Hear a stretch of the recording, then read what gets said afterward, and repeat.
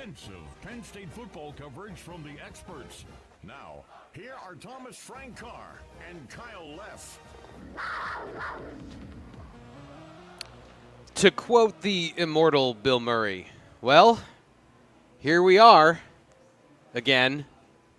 It's the conversation this week for Penn State football fans that hasn't ended in 12 years. Penn State football gets so very close, and yet at the very last minute, they lose to a ranked team, and they are here again in another game that Penn State fans may or may not care about, depending on how you feel about the team, where you are on your feelings of James Franklin, and of course on quarterback Drew Aller. Not to be a bummer to start the show, but that has been the conversation all week long on the internet and in the places where Penn State fans congregate. So we're here to talk about Penn State UCLA, but really we're here to talk about the state of the program and what this game means to the Nittany Lion faithful who are going to show up today here live at the Legends Pub and Restaurant. Welcome to the Penn State Football Tailgate Show. I'm Thomas Frank Carr. Here's Kyle Leff. Kyle, hello there, sir. Welcome. Well, hi. How you doing? Doing all right. Yeah. No, it's a good day. It's a fun day. I am excited coming up here. Of course, Penn State is in California, and let's start off with, of course, the weather. We are inside right now. We're hanging out indoors at the moment. The game day forecast brought to you by WR Hickey Beer Distributor right now over in sunny Los Angeles. T. Frank, why don't you give me a guess? What do you think the weather's like in LA today? 72 and sunny. 72 is your guess. Currently it's 64 and sunny. Yeah. So you're a little off, but it is going to be, by game time, 77 and sunny. That's what I was going for. You know, game day forecast. Terrible weather game day forecast. Awful. So we're going to see what this looks like for Penn State, of course, today, getting back after it against UCLA. And we have a lot to talk about with UCLA and with Penn State in general. I guess let's start with the UCLA. I have a quick question for you. Who is on their staff? I don't know. I know that Tim Skipper is their interim head coach. Something like that. I know the defense coordinator. Hey, we're getting it out of the way early. The defense coordinator is from Syracuse, Kyle. He is from Syracuse. I forgot what his name is, though. Yeah, me too. Kevin something? Coyle? Kevin Coyle. Kevin Coyle. I love that we got like 50% each. Good job. Fantastic. That's the tenor of the show today. Yeah, and then the tight ends coach is the offensive coordinator today. Yes, because Tino Sinceri, the former offensive coordinator, was fired this week. 2 weeks prior, the defensive coordinator was let go. His name was Ikaika Maloe. The two of them are both let go within the last month. Not to, of course.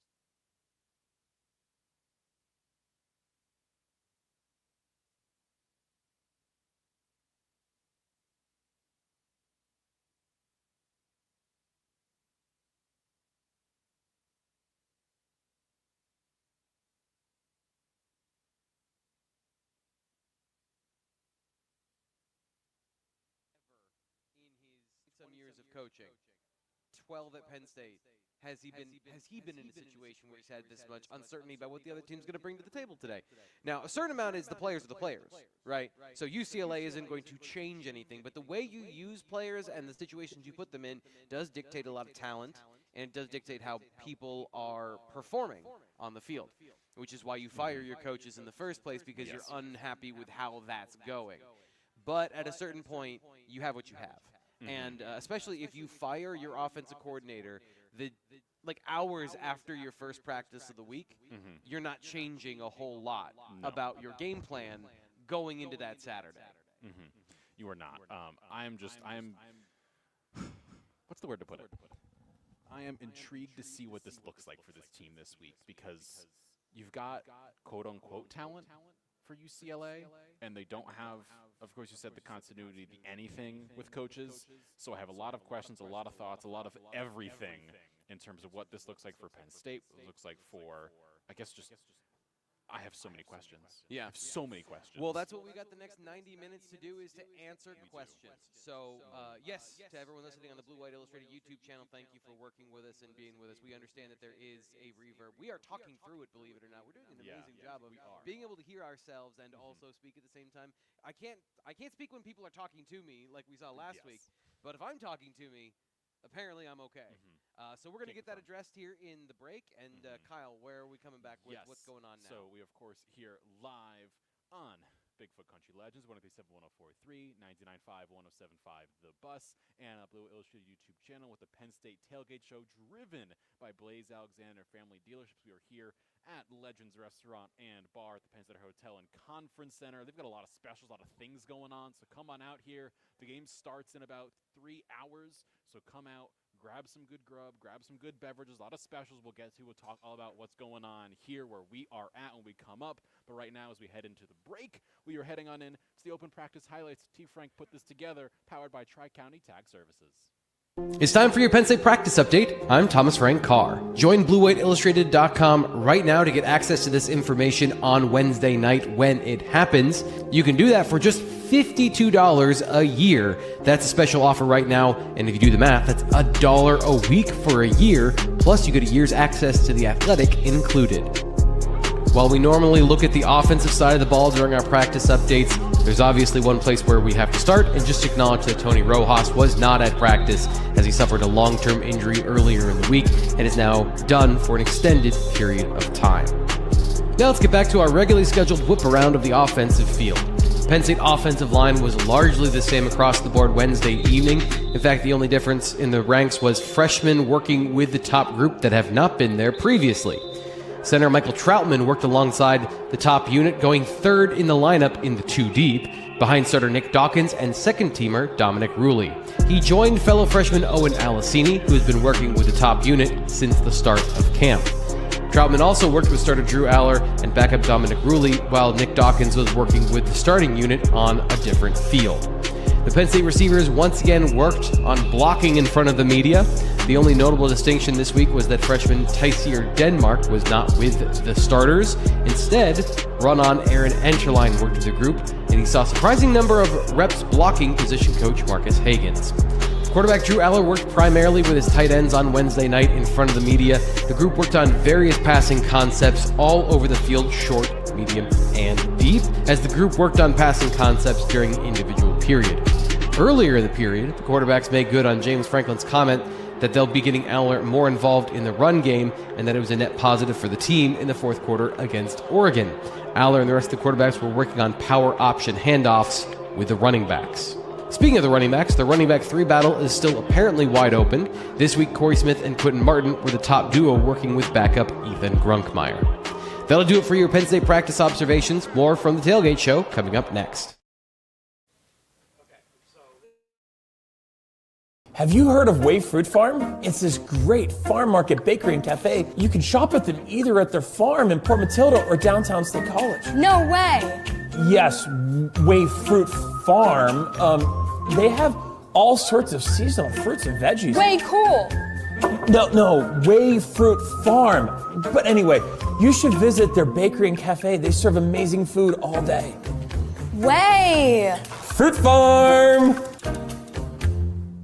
Yeah, unfortunately, I think you're right. And I think that the situation now is going to be, obviously, Jim Knowles and Dan Connor had got to a point this year through 4 weeks where, and certainly the first 3, where they were like, hey, if these guys, we don't think they can do it, we're not putting them on the field.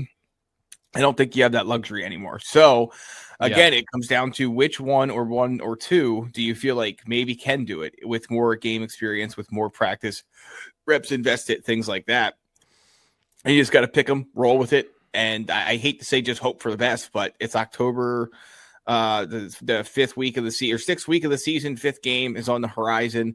If you're Penn State at this point, you just don't have the luxury of time on your side. You're already through your first bye week.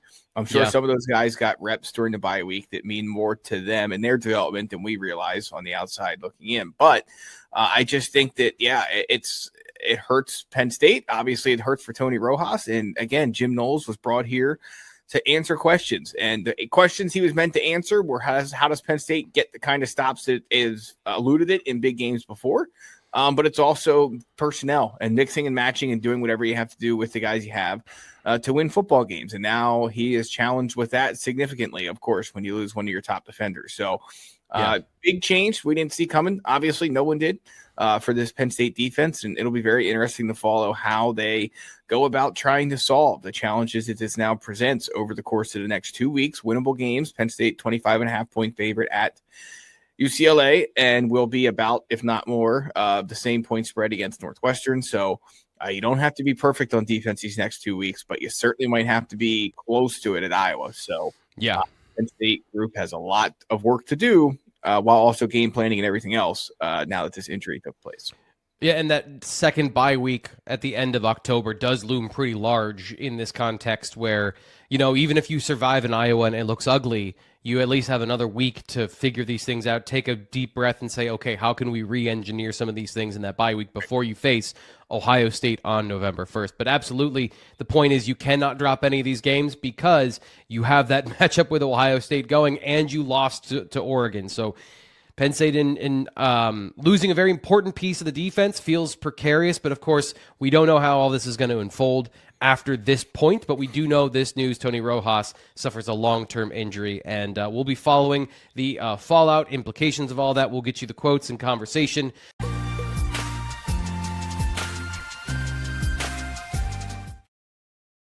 Alexander Family Dealerships Tailgate Show.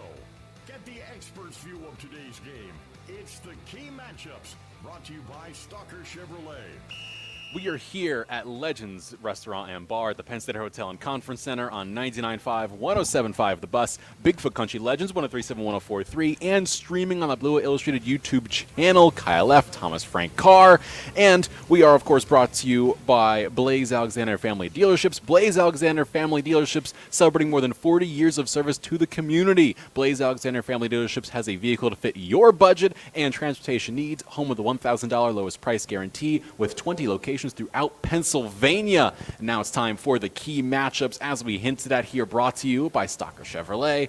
Mr. Thomas Frank Carr, sir, is the key matchup is the Penn State offense good? Yeah, pretty much, yeah. So I went a little bit different this week because there's been something that's just been, different about the Penn State offense this year, despite the fact that a lot of it is the same, and it felt like what they wanted to do is come back with kind of similar concepts and similar plays.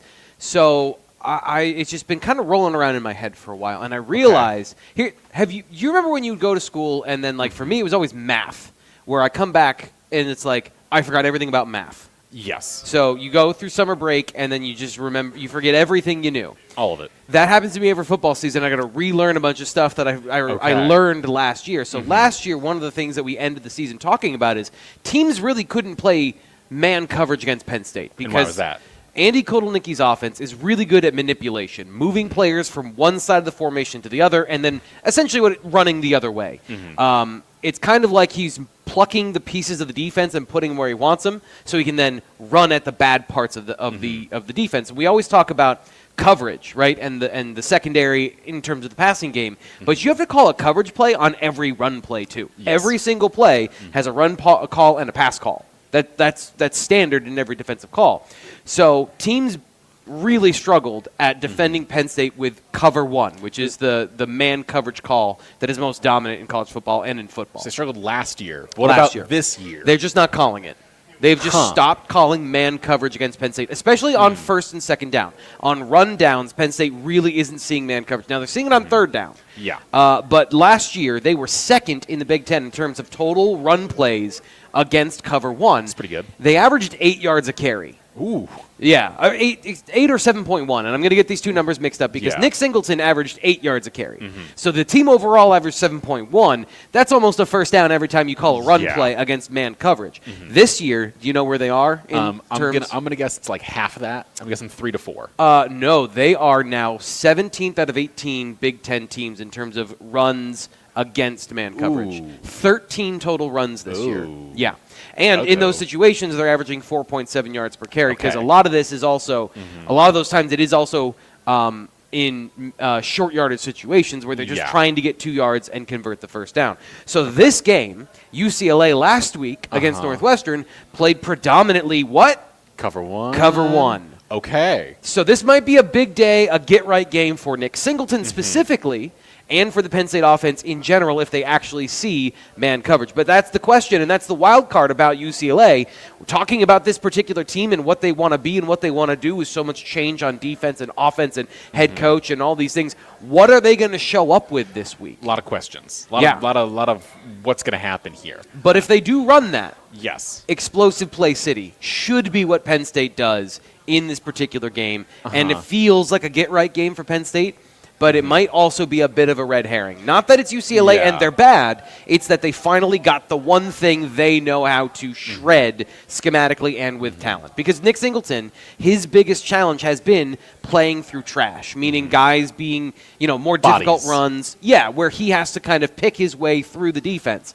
But against man coverage, you can build him an airport path. Like, you can build him a runway, and he can just off to the races. Let him fly. Yeah. And he of course, loves a game in the Rose Bowl, as we know. Yeah. He enjoys a game there, of course, back against Utah in 2023. He had 120 rushing yards on the day. Of course, the 87-yarder, 2 touchdowns for him. Catron had 11 carries, 37 yards and a touchdown. So it's a pretty good game for the 2 Penn State running backs in that day. UCLA also has the 8th worst defense against the run in NCAA. I believe they're giving up 230-something yards per game rushing defense-wise, which I'm not good at math, T. Frank. You said you forgot math. Yeah. 230 yards per game on the ground for teams to be having against UCLA doesn't seem good. No, unless they're giving up 0 yards passing. Yeah. And then, okay, sure, you're only giving them 255 yards a game, but still, no, that's not good. That is not a good situation to be in, and it is the antidote. And this is the conversation.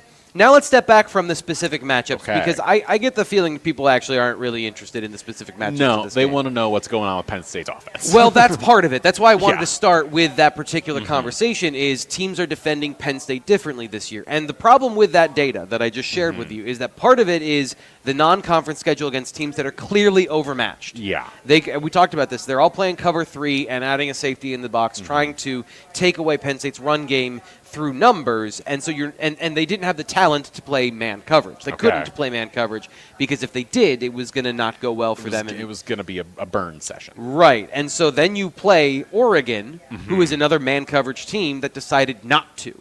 Yeah. And I think that is the part where this now becomes telling. Before it was, there's the formula for teams that can't hang with Penn State, that even if they're winning by 50 points and it's not 70, there's still that confusion or that obscurity in the conversation of well, that's one specific way that they're trying to defend this team. Okay. But then Oregon pulls out a game plan that I think is a little more indicative of what you're not going to do against Penn State. How as teams much are as you're going to properly defend and deal with it. And is a lot of zone. Now, this presents an opportunity for Penn State. If they're only going to get zone and teams are not going to play man coverage against them, then I think that also presents them of knowing, well, one thing's off the table. And so we can then plan our passing game and adapt around that to make things a little bit easier. And part of this was last week against Oregon. They were running a lot of their plays deeper into the strength of the coverage for Oregon. And I don't know necessarily. I wouldn't say that they weren't expecting that game plan. They had things in there to beat that particular coverage or those coverage families that Oregon was running. But a lot of times they were running into those coverages. They were running into the positive. They would need to run to Oregon's weaknesses, and they didn't do that. Not enough, correct. Yeah, and that was part of, I think, the pivot for Oregon is I think they were expecting more man coverage. And this is my read of the situation. I don't know what they were or weren't expecting, but obviously it wasn't good enough. James Franklin has acknowledged that. I think the rest of the team has acknowledged that this week. And so when we discuss those conversations about, what happened last week, whatever the answer is, there needs to be an adjustment, and there needs to be down to the basics of it. And this is the part I always skip. Is stay on the field on third down, just the basic numbers that everyone sees in the box score. Because I'm okay, but why aren't they? And that is more to the tactics and the conversations we've had about what they've been doing. And which we can get into in this segment. We can have a long conversation about the things that they can and can't do. Over at BlueWhiteIllustrated.com this week, I wrote potential fixes to the Penn State offense, things that James Franklin has mentioned, things that when it comes to personnel and some schematic things they can do, and then some of my own personal feelings about what I've seen, and then some of that data to support that. If you want to read that, by the way, if you're listening on the radio, you're here on the Blue White Illustrated YouTube channel. You can sign up $52 for a year. So that's $1 a week for a year. It's not bad. Plus, you get access to a full year of The Athletic. Before we get too deep into this, we need to get a little bit deeper into the game day festivities, because I keep thinking it's morning. But we're charging towards 1 o'clock now. It is officially now afternoon team. Yeah, it's football. It's Saturday football happy hour. So the specials here at Legends, which, by the way, I love coming down here. This is one of those places that, the lighting is always right to have a Yeah. really good Feels right. conversation. Yeah, it's And like if you're coming here to watch football, TVs are on every single place. Yeah. It is the right place to be for a football game. yeah, and here right here, across the way over here, Yes. Clemson, get right game for them. North Carolina, 21-3. Like this is a similar feel. I think that Penn State Make needs to have. yeah, this 28-3. Yeah, they They just scored just- another touchdown. They get it? I believe. Oh, was it interception? Well, we're we'll trying to come live back. call a game. We'll come back to that. But that's what happens when you get Yeah. distracted here. You're watching football. They've got a replay of Thursday Night Football and the draft specials. They Yes. got pumpkin swirl. I heard somebody talking about that. I love a pumpkin beer. It's pumpkin season. Yeah, absolutely. October. It's pumpkin I was season just now. buying pumpkins this morning. You were. Yeah, Okay. I was out in a pumpkin patch Big this morning. news. They got the orange pollinator. They got $6 house wines, and of course, $5 well specials. Flatbread is $7, and wings to wash it all down. There was a lot going on. $9. And then coming up next week as well on the Friday before homecoming game on the 10th from 5 to 9 p.m. They have a tailgate on the terrace coming up. So for homecoming game, a lot of people are going to be in town. If you're here, come out, grab some food, grab a beverage or two. Just have a good time. I mean, we're hanging out here. Yeah. We're hanging out having a good time ourselves. We're enjoying this. And I now want to ask you. Sure. Because you hinted at some of your own thoughts on how this team has played positively, negatively for the Penn State offensive side of things. Yep. I want to pick your brain because as someone who made a very bold prediction and Yeah. was very let down by that, Yeah. if you are a Penn State fan out there and you felt the same way I did, Yeah. how do you manage expectations with this offense now? Because we haven't really seen them play well at all. Yeah, and so this is the part I want to start with. It's not necessarily that another team is better than them and they get beat. It's the constant miscommunications. It's the Okay. offensive line not understanding and being on the same page. And I find that to be very frustrating because that is a group of players that have played together Yeah. for several years now. And I think that maybe there's a little bit of Anthony Donko played tackle, and then Newell and Rucci played tackle, but they never really played together. But they've been on the same offensive line for 2 years now. So there's a little bit of like getting used to on the right side. Okay. But from left tackle to center, they've been together for a while, and they keep making mental mistakes, which is the Yeah. frustrating part.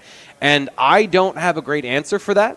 The one thing I would say is that when they do get into a good down and distance situation, so they get Okay. 4 yards on first down, Sure. they would use up tempo to then call another play, Yeah. go quickly, And it never worked. and it never worked. It has not worked so far this season. They average 6.2 yards per pass, which is not – that's closer to the number of yards you want on a run. Yeah. And they're getting 3.4 yards per carry on the ground, which, again, in the NFL, that's a subpar rushing attack in the NFL, let alone college.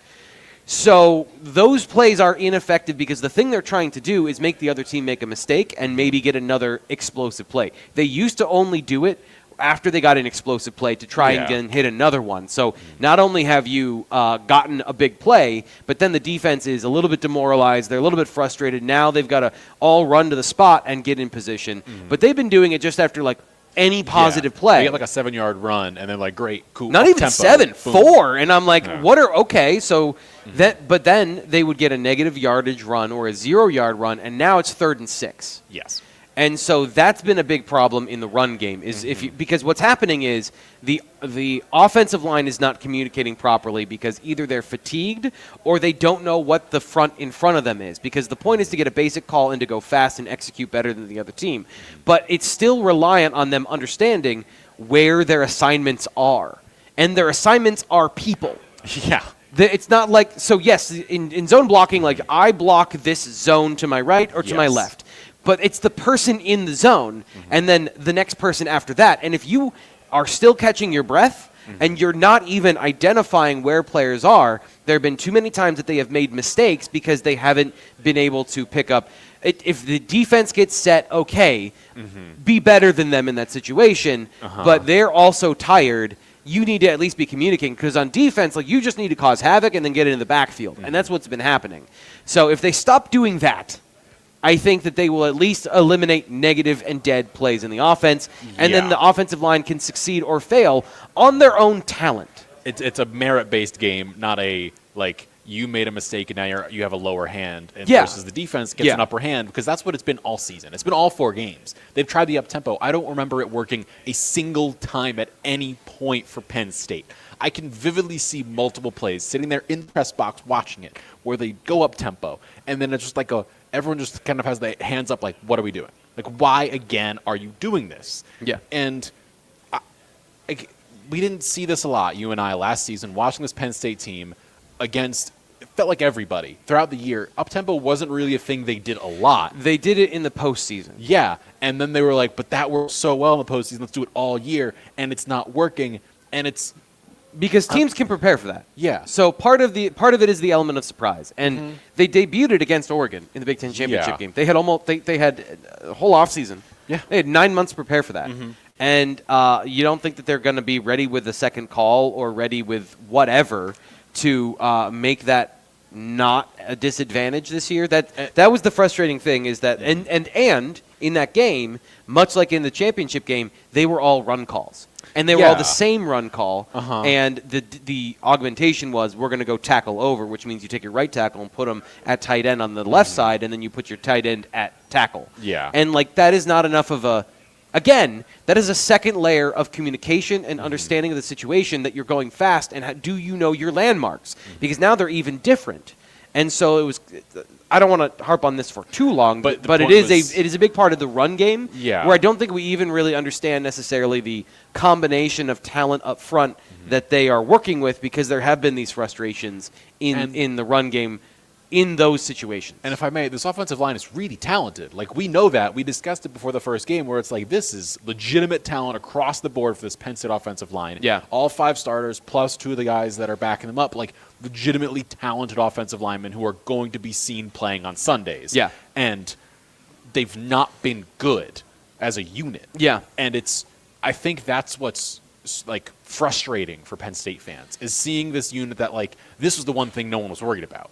They were worried about the receivers. They were worried about the tight ends. They were worried about everything else but the offensive line on the offensive side of the ball. Yeah. And this is the area that has lacked the most for this Penn State team in terms of anything they've been doing.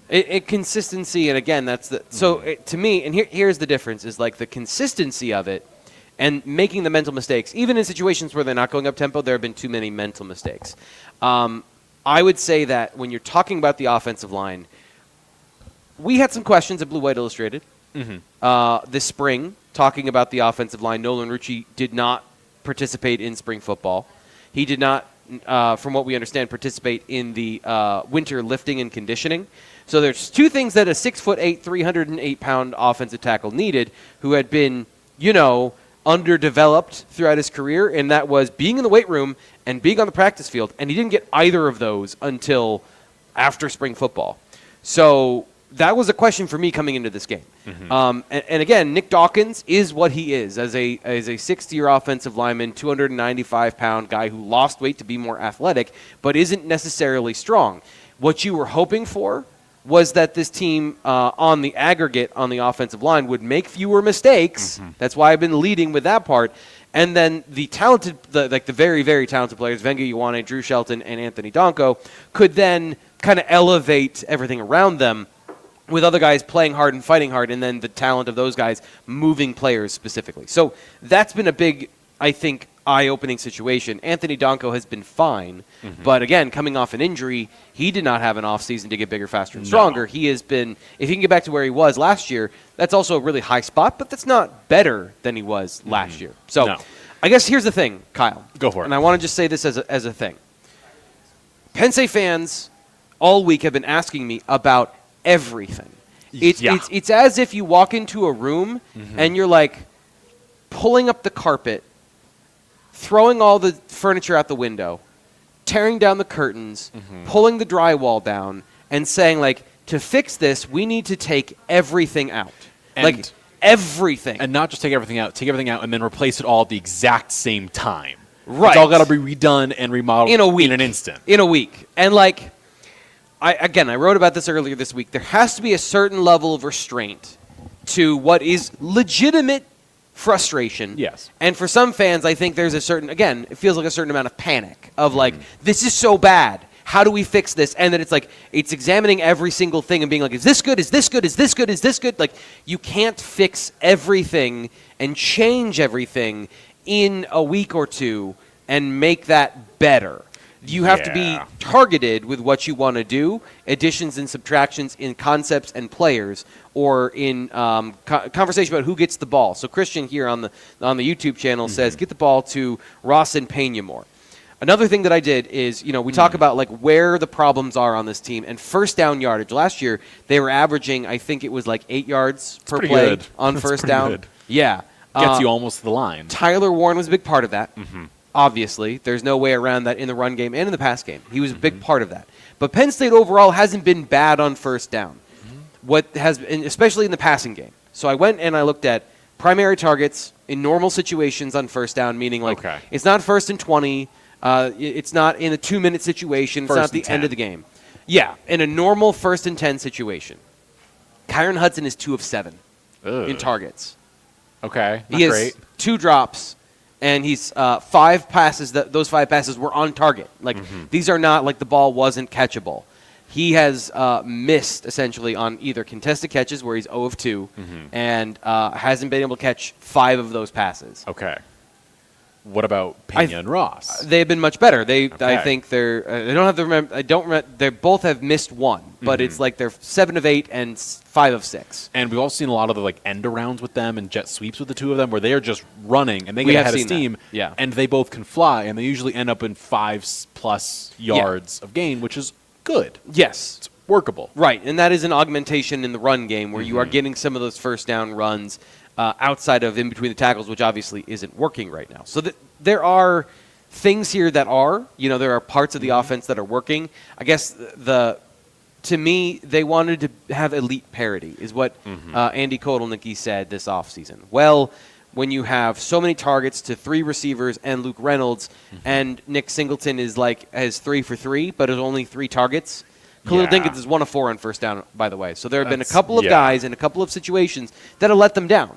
And so I don't think you need to remove Khalil Dinkins, but I do absolutely think that when we're talking about who are the primary targets in this offense, Christian says get the ball to the other 2 receivers. I agree. I think especially Devontae Ross showed something in that game against Oregon where they were able to he delivered in those big moments. He was able to get open and catch tough passes. Drew Aller falling over, looking like yakety sax, throwing a ball from the ground, basically. Backwards.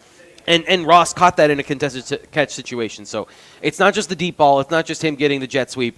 He also has been a good receiver in the intermediate zone. He obviously banged up at the start of the season, and so he's now hitting his stride. I think that has to be a part of the offense where he's more involved, short, intermediate, and deep, because he's the guy that we've seen be the high-volume number 1 target at another place, even if it's Troy.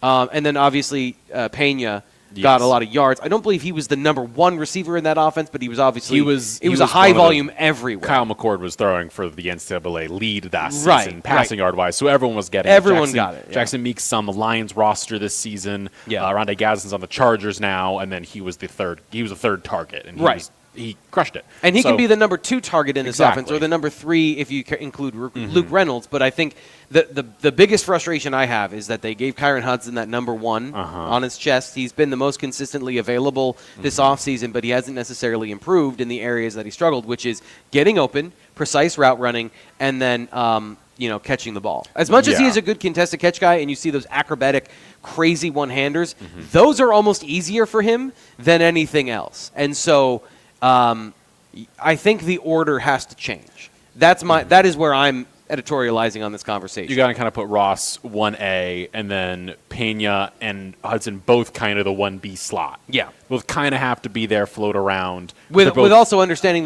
that Luke Reynolds is going to be a part of this. Exactly. As well. But you've got like a 1 with Ross, and then hypothetically just put all 3 of them as 2s. All 3 of those guys as 2s, and also Nick Singleton more in the pass game. He did well in the pass game this past week against Oregon. 3 catches, 29 yards. It's workable. It's almost 10 yards a catch. Yeah. Pretty good. Not bad. Why doesn't he get in the pass game? So Andrew Berger says Singleton should catch 5 passes at least. Is someone brain dead? They had significant parts of the game plan last week that were trying to target Nick Singleton and Kaytron Allen on vertical concepts up the field. They were trying to do more than swing passes and screens, which I respect. Yeah. The problem was they couldn't ever get Oregon out of their base game plan. And their base game plan parked a safety in the middle of the field and prevented any of those plays. So, Penn State tried to get Nick Singleton and Katron Allen involved, especially in the passing game, and Nick Singleton especially in the passing game. And give Oregon credit, they put players in the right spots in order to take that away. So the next thing is, and one of the things that James Franklin has talked about, I feel like Penn State did a better job of this, especially in the first game against Nevada, and then got away from it when Drew Aller struggled a little bit against FIU, was getting him involved in the game early. Yeah. He had no first down passes until the third quarter of the game against Oregon. Zero. The what? The third quarter. The third quarter. And that was an incomplete that clanged off the face of Kyron Hudson because he dropped the ball after it hit him in the face mask. Not great. So I don't want to go too heavy on like they need to change everything, but they had been doing a good job of trying to get Aller in a rhythm. I think more short passing and more passing to attack zone coverage and not as many deep and intermediate passes, but just let Aller. I guess this is what I'm trying to describe is if Aller can read the defense and you have these zone defenses that are flooding the underneath coverage. One of the ways that you do that is you run 4 or 5 short routes and then let him pick the receiver that's going to break the zone coverage underneath because you can't be in 2 places at once. It's not sexy. It's not going to create the explosive offense, but it is going to move the chains, and it is going to get it's going to be more egalitarian with the receivers because it's who's open in these concepts. It will also mean later in the game when he has to make a tough pass, he's feeling more comfortable because, as you said, he's in rhythm. Yes. He is feeling out the defense. He knows what he's then looking at versus just kind of trying to throw it later in the game. Yeah. And is like, well, I don't know what I've fully seen in the past game to this extent because I haven't done a lot so far today. And, like, he's just more prepared for it all, and he's not. There's a certain amount of, especially within Drew Aller, of I've missed a bunch of passes, and missed meaning incomplete, not necessarily it's his fault, but I've missed a bunch of passes. Am I going to try the riskier pass right now, or am I going to just run and get the first down, or am I going to do the safe thing and check it down, and suddenly it's a 2-yard gain, and again, everyone's booing him, and it's like, but I needed to make sure that it's not 3rd and 10. And so, like, if you give him the confidence and kind of the bumper, like a little bit of a cushion. Give him an ego boost. Yeah, to like then want to rip it into a tight window, then you have like more opportunity. And I want to say that like if you're somebody who says the quarterback should have that confidence and nothing should faze him, yes, fair play. That is absolutely fair. But that's not Drew Aller. No. That hasn't been Drew Aller this year. And a lot of quarterbacks, even the best quarterbacks, watch Patrick Mahomes when he's getting blitzed and he's getting constant pressure. He doesn't play with confidence. And I'm just going to the apex of confident dudes. When their confidence in their offense and the system starts to crumble, it affects any quarterback. Yes. Even ones that aren't, that haven't proven or that have proven that they're the guy and they can make anything happen in clutch time. Yeah. And we are now going to head to a quick little break here on the show. All right. And then chat about the defense. I have some bragging I want to do All myself personally, but we'll get there coming up in a moment here on the Penn State Football Tailgate Show, driven by Blaze Alexander Family Dealerships on 99.5, 107.5 The Bus, Bigfoot Country Legends, 103.7, 104.3, streaming on the Blue Illustrated YouTube channel, and here live at Legends Restaurant and Bar in State College, Pennsylvania. And coming up, we're going to get to the break with the Coach's Corner, powered by Happy Valley Adventure Bureau.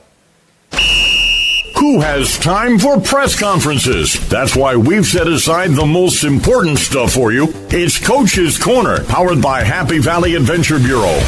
Penn State is taking the James Franklin 1-0 motto to heart this week. The Nittany Lions looking for a bounce-back victory following the 30-24 double overtime loss to Oregon in last week's whiteout game. Coach Franklin highlighted the biggest issue last week that came here in Happy Valley. They were able to get 2 sacks. We weren't able to get any. That also factors in to me, which was the storyline of the game, was first down. They were able to stay ahead of the sticks all night, sequencing, which also played into the 3rd and 4th down discussion we had a little bit, and we weren't able to get ahead of the sticks, so it created a ton of 3rd and long situations, which are not advantageous for your O-line. your quarterback or your play caller. Not only did the Penn State defense go sackless in the whiteout, but they only managed 1 tackle for loss in the game against the Ducks. James Franklin explained why he thinks the defense struggled stopping Dante Moore and Oregon down the stretch. I thought our guys, when you went back and watched the tape, I thought we played really, really hard for not only 4 quarters, but into overtime.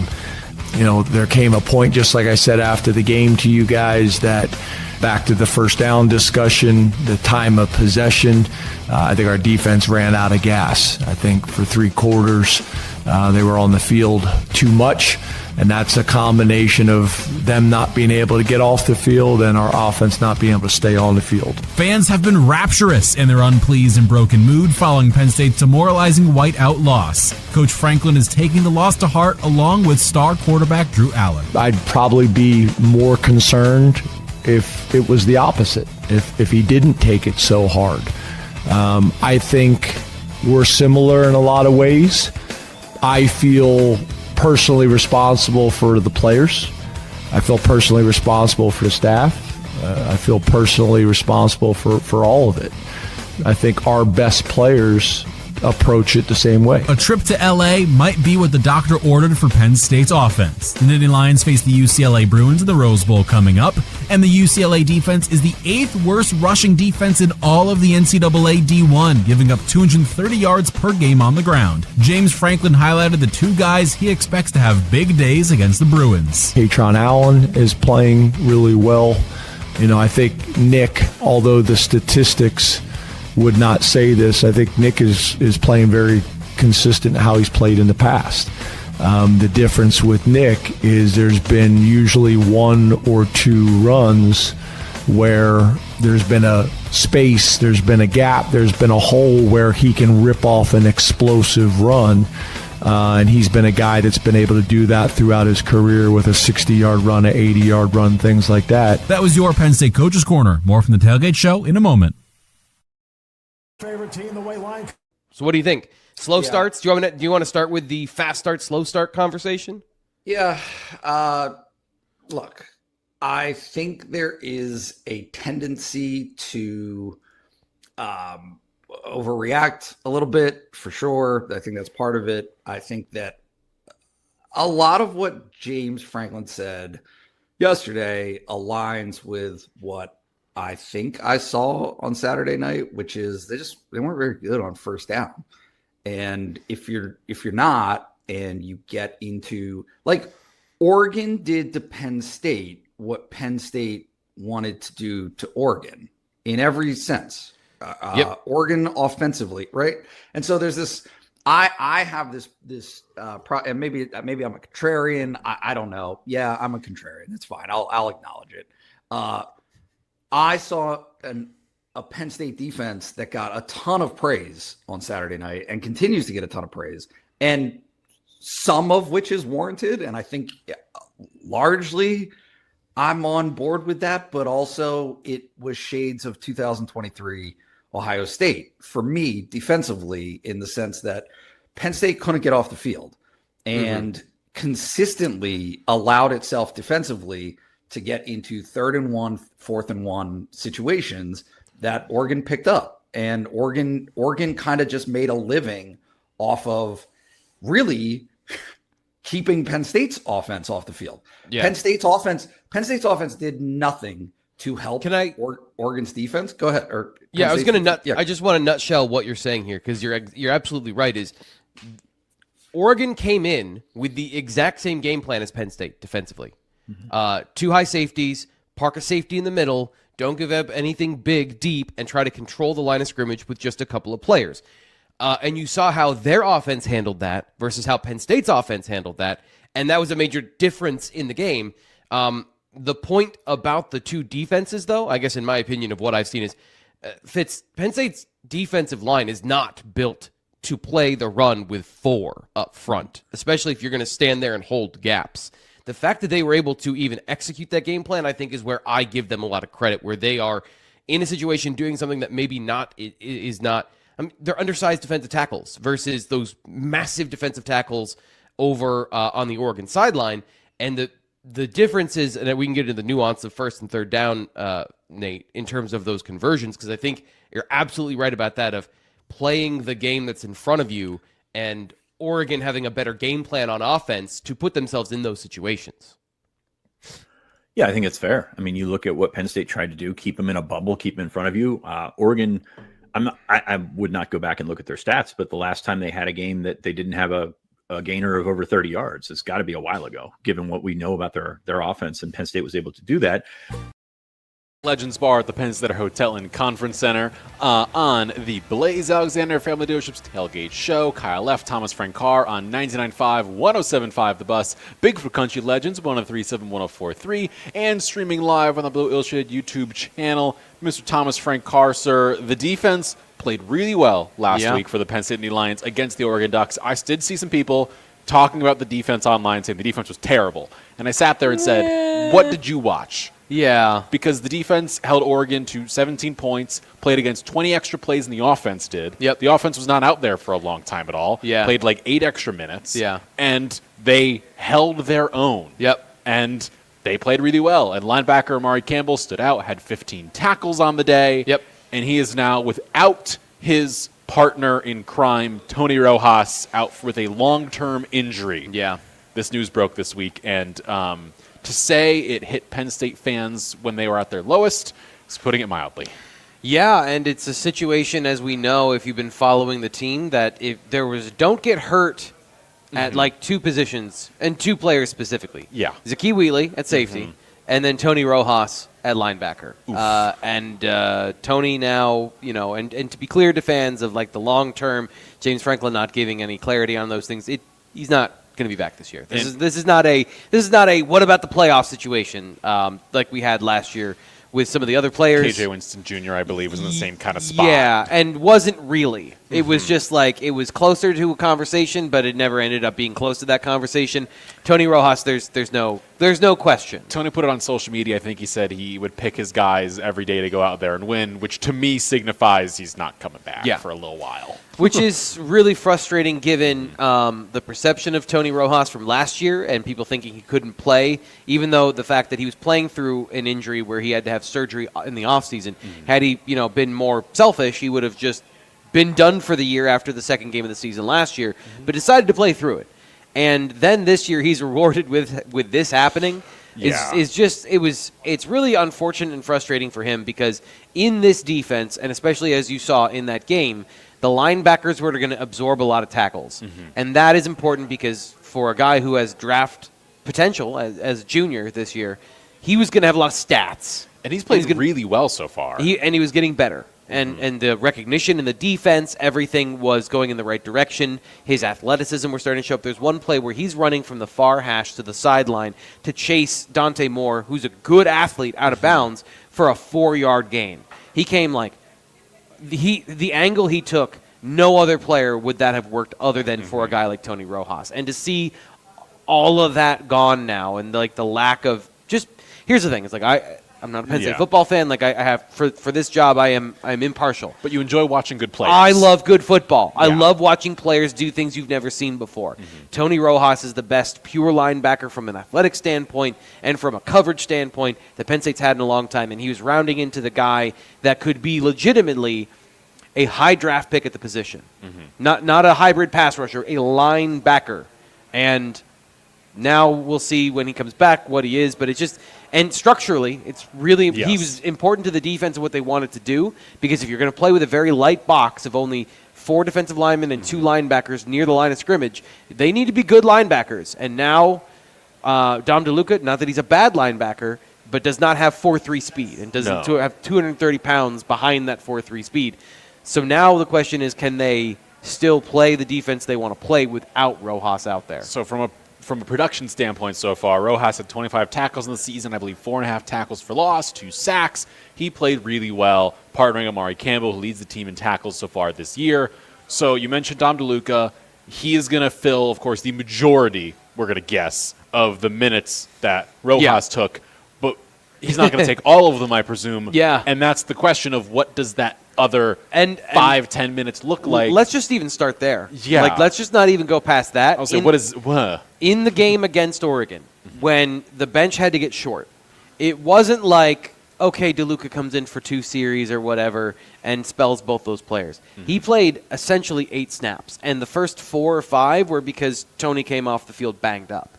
So the depth of that room was Amari Campbell, Tony Rojas, and then Dom DeLuca down here. Yeah. Like, they trusted 2 guys to be on the field in that game. And now they're going into, like, we like and trust Dom, but obviously we understand there's a difference in athleticism that is necessary in this defense that we may not trust him in those big games. And now that's the lead unit.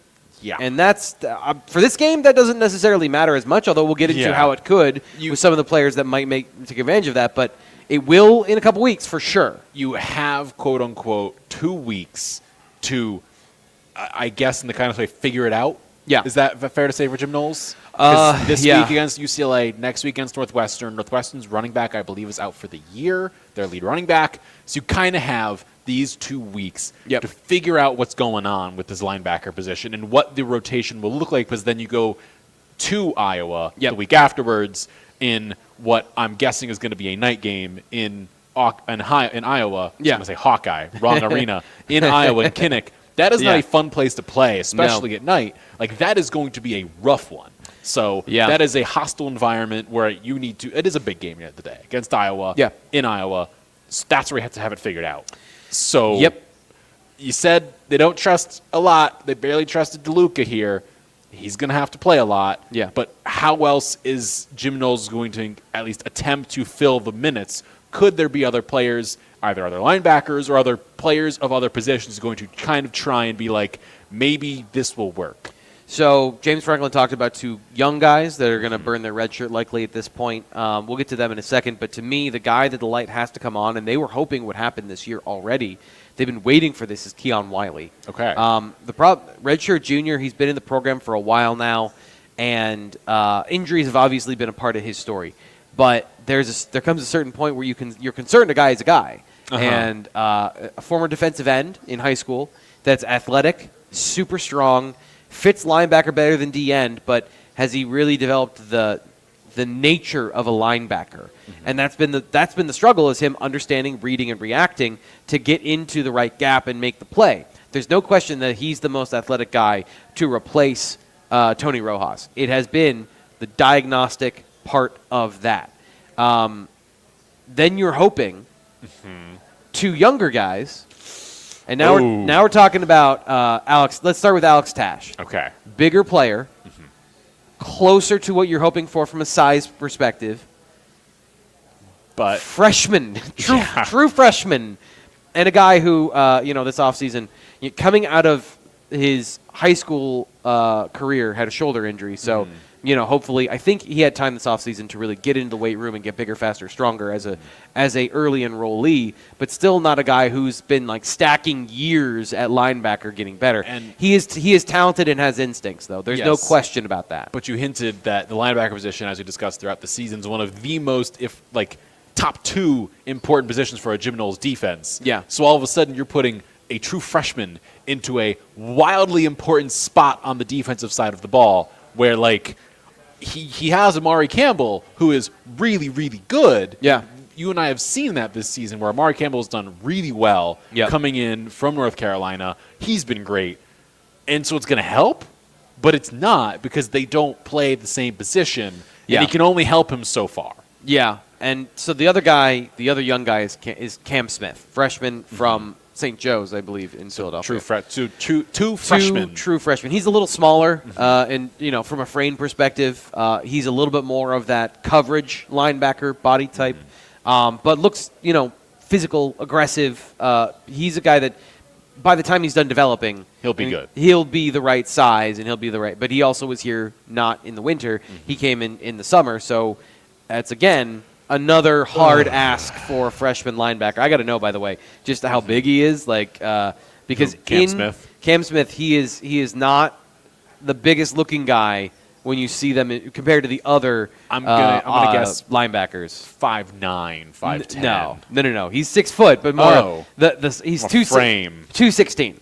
Okay. 6'2", 216. So like right now he looks like a big safety, and that's I guess what I'm trying to say is like he doesn't have that 227-pound frame right now. His shoulders aren't Brian Urlacher yet. No, they have not been. No. So those are the guys that are in contention, and so James Franklin, I don't think they're going to start the freshman. They're going to put Dom DeLuca in there. They're going to win the game, and then they're going to hope to get some of these young guys in to see if they can show something that can flash. It's going to be that's what it is. Yeah, that's the situation, and they got to hope that it's something that can hold. And they're this week facing off against the UCLA offense. We have not discussed at all yet. They, of course, just let go of their offensive coordinator, Tino Sunseri, and quarterbacking this team, as we've discussed quite a bit. We've mentioned his name a lot this offseason, this year, this everything, it seems. Coming in, was in Tennessee, makes his way here. Nico Iamaleava. Nico Iamaleava. Got it. Oh, you got the phonetics? Phonetic spelling. Iamaleava. Okay. I said Iamaleava. It's Iamaleava. I've been saying Iamaleava, so I've been very wrong. Nico Iamaleava came in from Tennessee, of course, tried to get the bag from Josh Heupel and the Volunteers. They said bye. He left, found his way to UCLA. Their quarterback, Joey Aguilar, is now at Tennessee. He's playing really well so far. So Nico is the quarterback. They just got back receiver Nico Flores Jr. Rico Flores Jr. A lot of Nicos and Ricos. Their offense, they haven't led at all this season, not for a single second. So, like, what can people expect from UCLA's offense? Yeah. No offensive coordinator, so we don't know what that looks like. But, like, player-wise. Yeah, so, again, Nico is the entire offense. He's the run game. He's the pass game. He's second on the team in designed yardage rushing. Yeah. Then he's got 144 yards scrambling. So just keeping an eye on the 6'6" quarterback is going to be the first thing that they need to do in this game. But the reason they're struggling so much is not just about the coaching staff. It's that their offensive line really is struggling, and they've been doing a lot of musical chairs up front. Okay. I couldn't remember. I haven't played musical chairs in 20 years. It's been a while. Forgot the name musical chairs.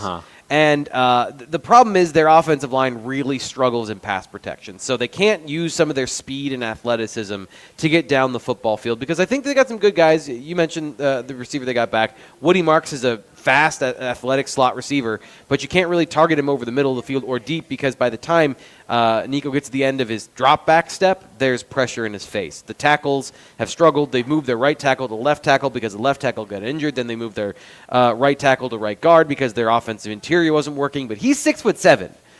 And I know there's been some people that are like, again, when I was talking about, hey, let's not try and like look under every couch cushion for a fix to the Penn State offense. Somebody said, Nolan Rucci at guard. How about that? And I said, he's 6'8". No. That's not how it works. That's not how football works. Like, any offensive lineman can't play any position. There are certain physical attributes, especially if you're 6'8" and not 350. So that's the problem, is that, like, they don't, on going back to UCLA, they don't have the pass protection, nor do they have the run blocking. And I always say this, when you are running the quarterback a lot in the designed run game, you are masking for an issue in your offense. Whether it's the run game or you don't trust your passing game, so now you're going to just go all basically triple option as an offense, there's something wrong if you're going to be going completely into the quarterback run game, which is also what Penn State suggested. Maybe they want a little more quarterback run from Drew Aller this year. And they kind of got it forced on them last week. Yeah. Drew just kind of had to run a lot, and he did. He was good at it, ish. For Drew Aller, he was good at it. It was effective. Let's just say it was effective. I wouldn't say that it was good or it was proficient, but it was effective. It did ish some stuff. For this UCLA offense, their main guys to watch for, the running back is Anthony Woods. As you said, he is not the lead rusher. No. And their receivers are Rico Flores Jr., who just came back from injury. Quasi Gilmer is a very good young talent. I believe he's a sophomore for this team. He's 6'2", 190. Those are kind of the main two threats there. Yeah. And that's about it. But they don't. So watching them on film, they're not very threatening. No, like they're not threatening. Their ability to generate a threat, they are getting the catches in yards, but they're very bad at throwing the football. Yeah. So And as we said, they have not led for a single moment in this season. Yeah. 0 seconds of having the lead. They have put up 10 points against Utah. They put up 23 against UNLV, 10 against New Mexico, and 14 against Northwestern. Again, I'm not good at math, but none of those numbers are big. No, they're not. And this is the. So here's the thing with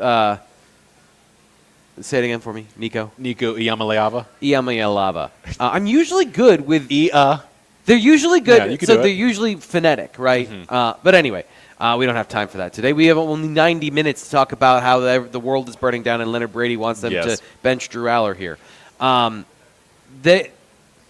Now I've lost my train of thought. What were we talking about? Benching Drew Aller. No, we're not talking about that. The UCLA offense. The UCLA offense. But Nico is a threat. He is a threat in the run and in the pass. Yes, and he can. So we've talked about this season, Penn State seeing Drew Aller as a weapon and his arm strength, being able to hit the far field out. James Franklin's talked about that for 3 years of not everybody can throw from the far hash to the other sideline, which is about 40 yards laterally, and then 20 yards deep. That's like I'm not good. That's like a 45, 50-yard throw. Whatever the hypotenuse is there. It's a lot. So both quarterbacks can do that in this game, is what I'm saying. So, and the difference is Nico has a certain level of athletic hubris about him. He will throw into any window, and he's usually really accurate. So, like, he is the talent that everyone talked about. But the surrounding cast and the production is not necessarily there. And he does miss a lot of throws. He misses quite a bit of throws. Yeah, so there are, I think, opportunities here for Penn State to make some plays, and especially on the ball. I think there's some opportunity for Penn State to make some plays on the ball and to get their hands on it if he does put the ball into some of those tight windows. But the thing with this is it's all about containing him. Yes. And containing guys that can make plays after the moment is over. So, like, the offense does not generate yards and points through scheme. It generates yards and points on broken plays in desperate situations. So, Marks and the running back are both Woods, that I think are threats that can get open and make plays in space or on their own. The running back has multiple broken tackles in the passing game and in the run game. And Nico Iamaleava is able to get out and make plays on the edges of the defense, scramble, throw a timely pass over the middle. So it's going to be about what do they get above and beyond their offensive line, and their offensive line is going to put them in a bad situation because Penn State's defensive line is the best they've seen, and I am including Utah. So it should be a rough day for them. That it should. And when we come back here, we are, of course, live on the Blaze Alexander Family Dealership's Tailgate Show on 99.5, 107.5 The Bus, Bigfoot Country Legends, 103.7, 104.3, and streaming live on the Blue Illustrated YouTube channel. Kyle F., Thomas Frank Carr. We are here at Legends Restaurant and Bar in State College. Come out and join us for our away game tailgates. We're giving away a gift card. You can win some Penn State tickets to next week's homecoming game against Northwestern, which should be a good one for Penn State fans to hopefully attend and have fun with. The homecoming atmosphere is going to be hopefully a positive for a lot of fans out there. And we're going to head to a break here on the show, and we're going to head on in to This Week in Penn State Sports, powered by Miller's Hoagies. It's more than just football at Penn State. Here's This Week in Penn State Sports, brought to you by Miller's Hoagies. Bounce back mode is on for Penn State athletics. Penn State men's ice hockey kicked off their season late last night all the way over in Tempe, Arizona, where they took on the Arizona State Sun Devils in games 1 of 2.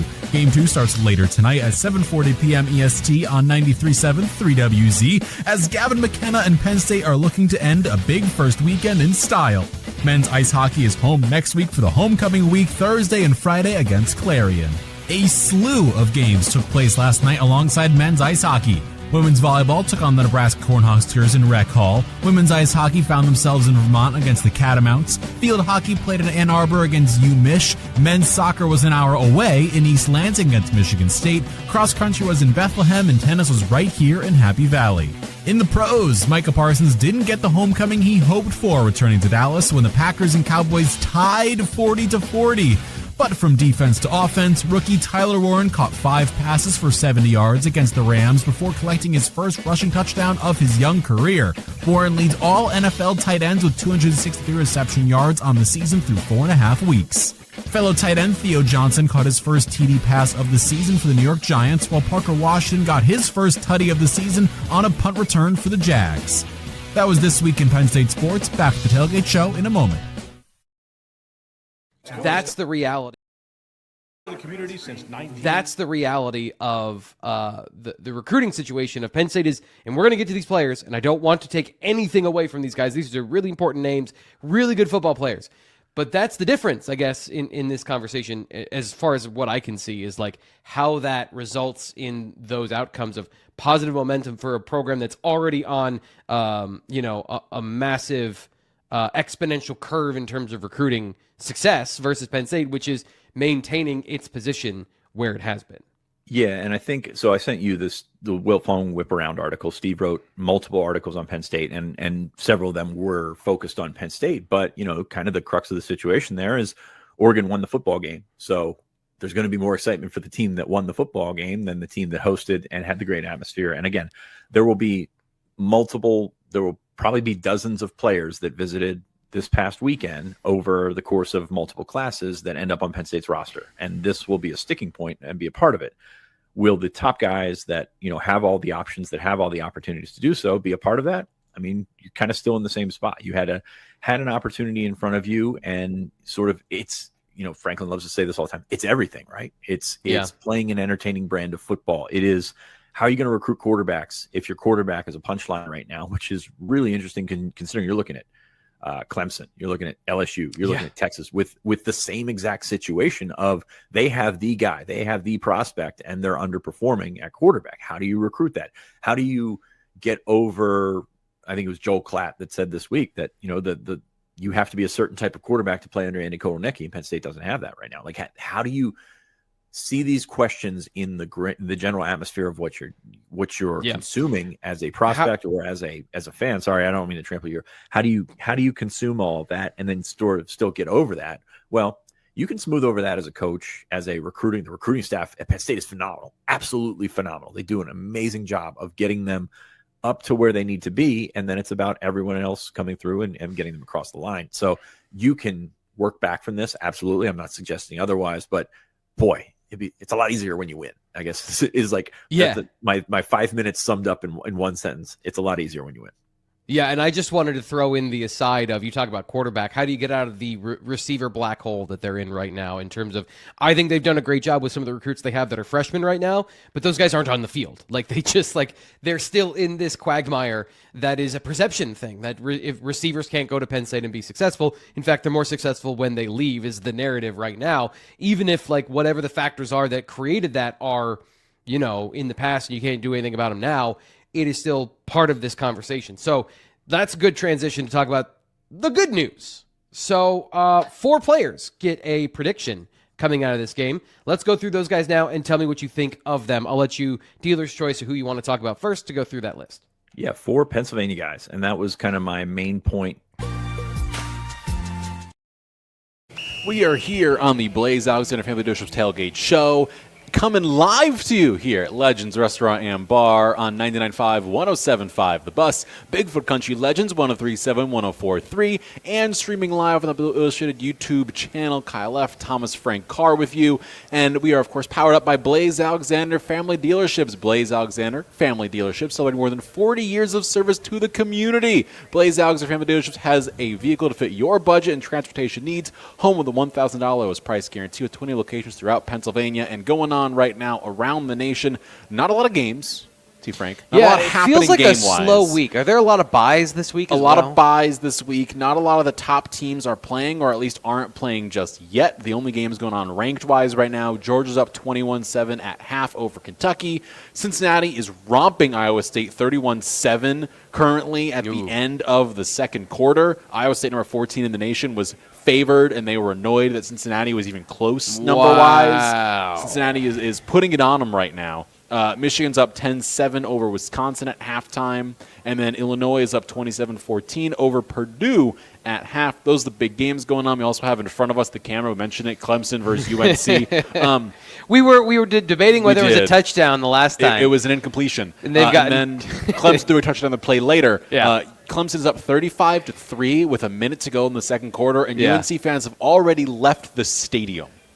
So I've been right about everything this offseason. No. But Bill Belichick not working in college absolutely nailed that one. We can see that one coming from a mile away.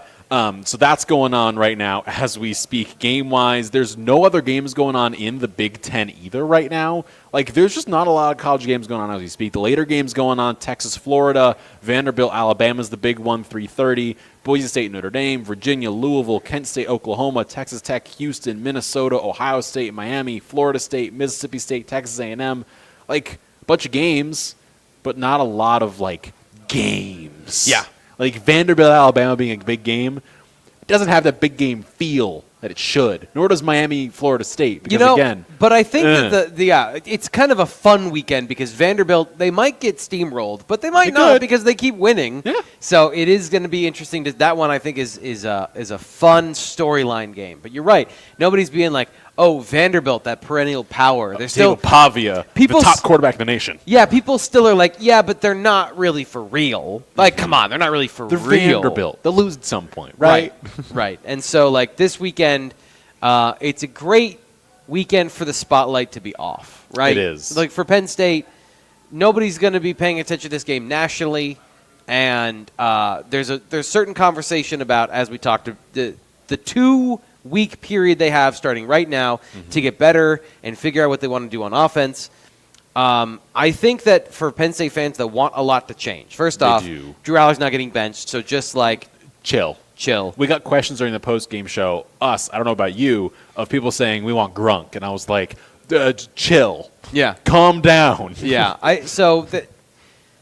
This is what I've been saying is like there has to be a certain level of restraint, and there is from the coaching staff, of not overreacting to one loss. But there is obviously a trend of their offense not working. And so how do you address those two things without overcorrecting and causing more problems?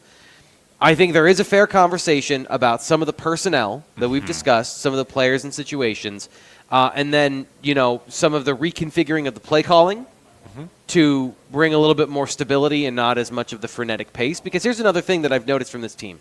It's that they press a lot. Yeah. When they explain. Okay, so you are trying to go fast in these hurry-up situations, right? And so then you're trying to get into position and you're trying to not make a mistake and you're trying to get going and just do the process fast. That kind of ambient energy, that ambient feeling of like gotta go, bleeds over to other plays. And so especially if you've not had success then. So I feel like the whole conversation about Drew Aller being good with up-tempo, I think it actually puts him in a position where he's pressing. The whole offense is a clenched fist. And part of it is everyone yelling at them and everyone hating them. Yeah. And part of it is them having high expectations, not meeting them, and then getting frustrated and getting like, but the next play is going to be the one that we get the explosive play. They need to chill the F out. They need to just play football, take the temperature down, and go out and execute. And I think that there is that reset. There should be that reset this week of like, if it doesn't go well early, just don't react to that. The next play has to be the best play. Yeah. And there is a lot that has to change. Fans in general, if I can, we'll take a step back for a second, we're a little mad after last week, and there was a lot of heartbreak. Yeah. And there was a lot from fans of like, we need to burn it all down. And as we've talked about, you don't need to burn everything down. You need to methodically pick and choose. Okay, well, if everything didn't work, what if this one piece can then change this? And then slowly work your way through the puzzle of what the problems are and slowly find the solution that works everything and solves this problem. Maybe it is just changing Kyron Hudson from your number 1 receiver to your number 2. Like maybe it's something as simple as that. It could be a billion things. And fans need to calm down. Yeah, at the same time, that sounds bad for me to say. Yeah, and no, but like, I agree. I agree. There has to be a deep breath by everybody. But I also understand why fans are frustrated and why you feel like this again. And nobody cares about what's happened over the last 10 years to get Penn State to a point where I'm sitting here saying, no, this is a game they should have won, as opposed to like they were lucky to be in that game. Yes. There is this feeling of over the last 10 years they've been in a lot of these games and they haven't won any of them. And so the record piles up, right? But how many of those games was Penn State actually legitimately in from a talent perspective, and how were they playing above their skis? They're now there. Like, they are there. This was the year that they were supposed to win that game. So I get the frustration, but it's like the consuming part of that I think is the part that is going to be negatively affecting your favorite team. Yes. And for the people that are rooting for James Franklin to get fired so that things can change, okay, I guess that if you want to be the enemy from within, is the grass greener on the other side of the hill? Is the question I have for everybody. Yeah, but that's the whole point of it. I also don't want to it's immaterial, and it's immaterial to this season. So for this particular show, it's not the conversation to have right now, and I don't think it's the conversation to have. Until later in the year. Yeah. If you're going to have that conversation. The thing for this week, and I do want to pivot because I want to get away from this. I actually don't want to talk about that at all, ever. Usually. Go for it, T. Frank. Pivot. The defense. Let's have a conversation about the way the defense played last week and something that isn't really going to affect this week, but I think is just an interesting conversation about college football right now. So the Penn State defense held Oregon in the regulation to 17 points. Yep. But they stayed on the field for quite a long time. They did. Penn State went 3 and out on offense, indefensible. The defense also played 80 snaps because they couldn't get off the field as well. No. What happened in that game was very interesting, that early in the game, Penn State was playing third down like it's a traditional down. And Dan Lanning and his offensive staff was playing third down as if there was another down to play football. So they were calling plays, and early in the game, Penn State was blitzing on third down to get pressure on Dante Moore, and he would evade the pressure by throwing a screen. And the screen wouldn't get a first down, but it set up 4th and 2, 4th and 3, something manageable, and then they go for it. So I guess the larger question to me is, does Penn State, in these big games and in games against teams that are desperate to win the margins, have to call defense differently to prevent those situations from even happening? Can you call your third down defense the same way you would 5 or 6 years ago? Also knowing that your offense is not going to strike fear in the heart of anybody, right? Because if you give the ball up and suddenly the Penn State offense has it, it's not Ohio State. This is the one part I'll say. This isn't Ohio State with Jeremiah Smith on the other side, so teams might be a little more aggressive, being if we give it up at midfield, they'll probably get 7 plays for 9 yards. Yeah. I think a lot of it comes down to the team you play and the coach you play. Because Dan Lanning is a guy who's just going to let it rip and is you know what, we are playing 4 downs right now. And they did it consistently through that first half. As you mentioned, they were just 4 down, 4 down, 4 down, 4 down, going for it all the time, didn't care because they got close enough and he's we're just going to go get it now. May as well. And that's the Dan Lanning thing. He's done that a lot. That's kind of how he operates. But other coaches may not operate the same manner, nor may they have the personnel to go and beat you.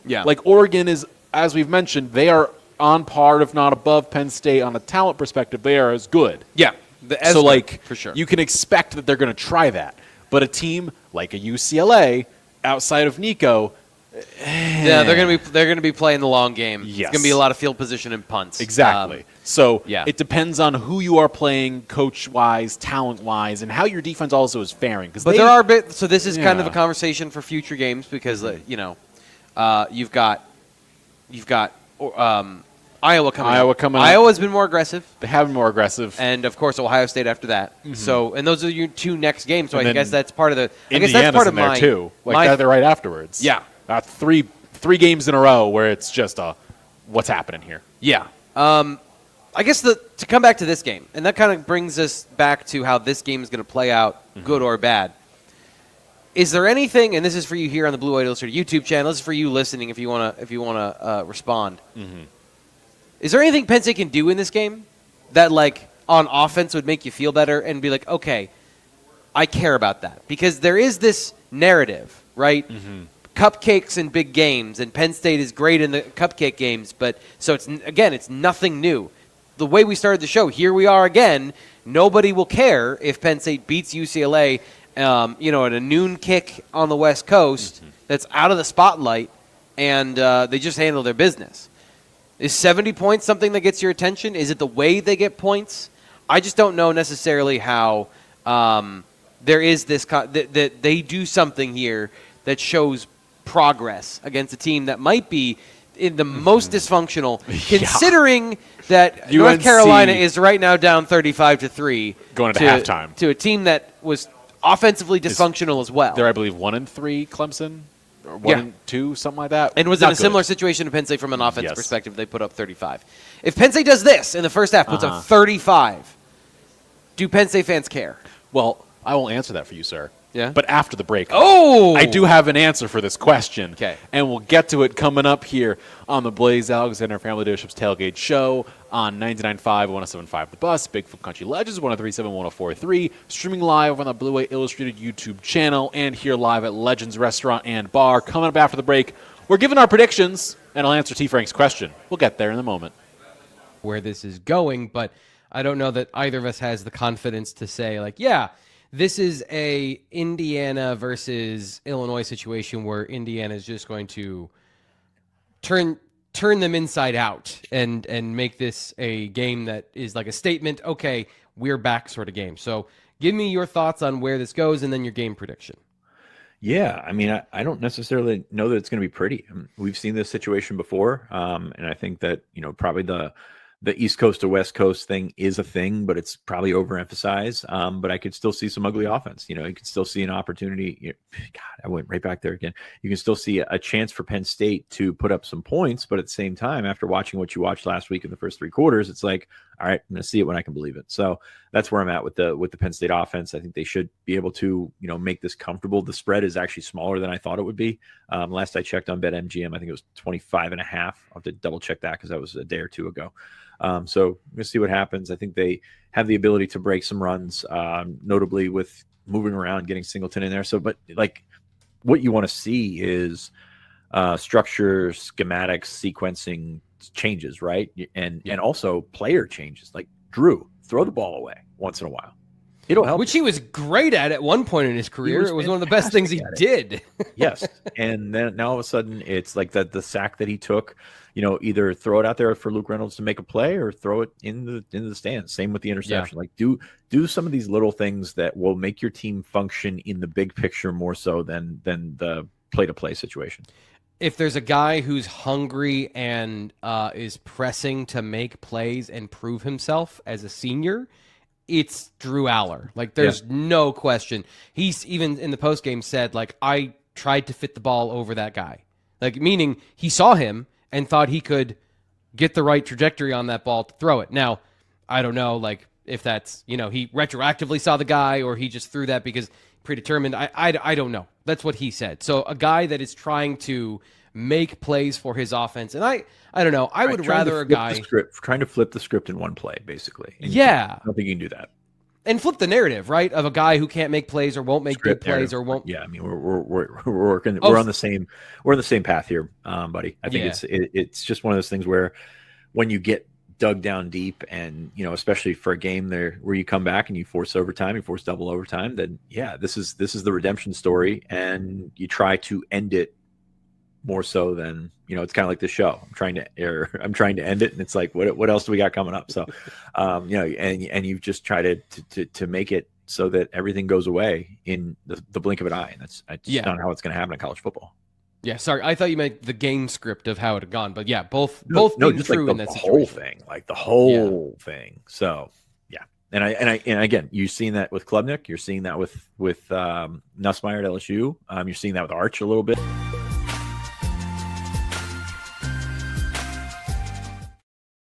Forest Products Landscape Center. It is time for our predictions here on 99.5, 107.5 The Bus, Bigfoot Country Legends, 103.7, 104.3 on the Blue Way Illustrated YouTube channel. Kyle F. Thomas Frank Carr with you here on the Penn State Football Tailgate Show, driven by Blaze Alexander Family Dealerships. And T. Frank, it is time to give them predictions. Powered by Metzler Forest Products Landscape Center. I don't know about you.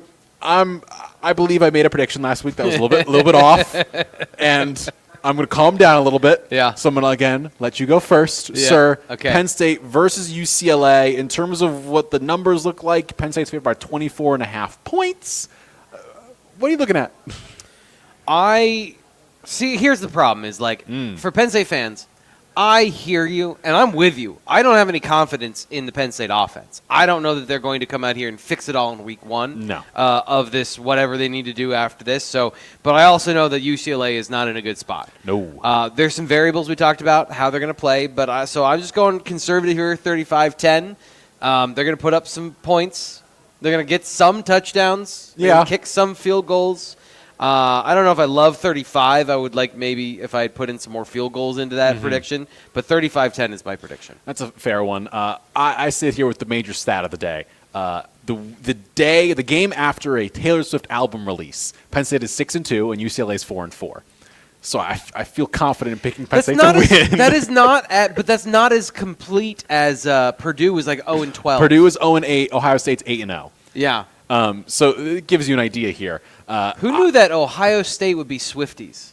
All of Ohio's a Swiftie, apparently. I would not have made that the brand comparison. No. But here we are, and the Boilermakers are 0-8. Yeah, and Travis Kelce went to Cincinnati, so that's Ohio at least. Ish. Yeah. And then when it comes to Penn State, my prediction, 45-9 feels about right. Their kicker for UCLA is good, so they got to give him be the points. They got to give him position to get the points. But that's the point, is they're going to get him close enough to score. They're not going to get close enough to score against the Penn State defense that I think is going to have a point to prove this week as the offense is. And to answer a question we got to before the break, I think Penn State fans will be calmed down a little bit if Penn State can just score at a faster pace. At will?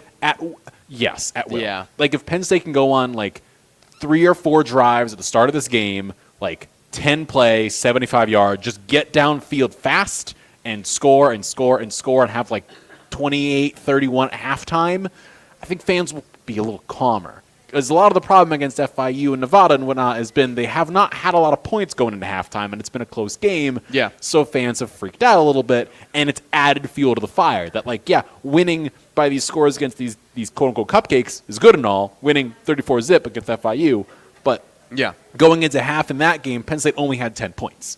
So it doesn't look good, doesn't feel good. Absolutely. So that's what I'm thinking here. A feel-good game. A feel-good game. That'd be better. I mean, that'd be a better sign of life, as much as UCLA is not is more talented technically. And here's the thing: is talking about this game and some of the matchups that their defensive line is pretty big, and their defensive tackles are pretty good at stopping the run. Yeah. And I'm saying pretty good and relatives here to say they're not Oregon, but they do have scholarship players on the other side as well. And I think that if they don't play cover one and give Penn State the easy way out here, they could make Penn State work for it on the ground because, again, Nick Dawkins does struggle against size and competent athleticism. Now, he's faster than those guys up front.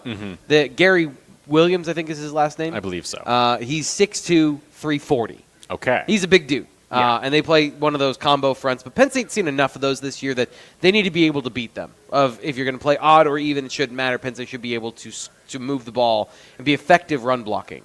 So, but that is something to watch for. If they are not able to run up the middle and they have to run around the outside with your boy Traber Pena on some of those jet sweeps or some pop passes to Devontae Ross, I think that is something. Also, very fast, the availability report is out. Questionable are both Jackson Smolik and Anthony Donko. Interesting. So they are both questionable, and there are no names outside of Cam Wallace is here. And Tony Rojas are both out for this game, and a lot of the names we've already discussed throughout the season on the availability report. Anthony Donko is a new one. Donko is a new one. That is concerning. So that is a concern. If he's out, would it be Cooper Cousins would go in his place? We thought Shanahan? that. We thought that, and then TJ Shanahan was the first guy off the bench. It might even be a competition week to week between those two guards of who goes first.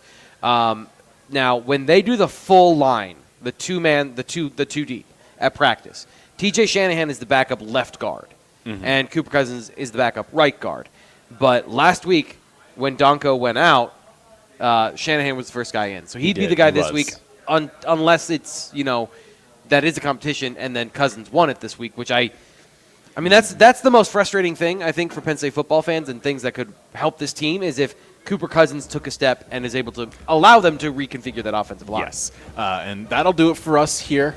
It is time to wrap on up on 99.5 107.5 The Bus, Bigfoot Country Legends, 103.7 104.3, streaming live on the Bill Illustrated YouTube channel. Kyle F., Thomas Frank Carr have been with you here at Legends Restaurant and Bar. Thank you to them for hosting us. They're going to host us every single away game, so come out, see More us, of those now. Grab some specials, grab some grub, grab some beverages. We will see you next week, though, outside of Beaver Stadium for the homecoming game. Now we throw it to, of course, Steve Jones, Jack Ham, and the call of the Penn State UCLA game.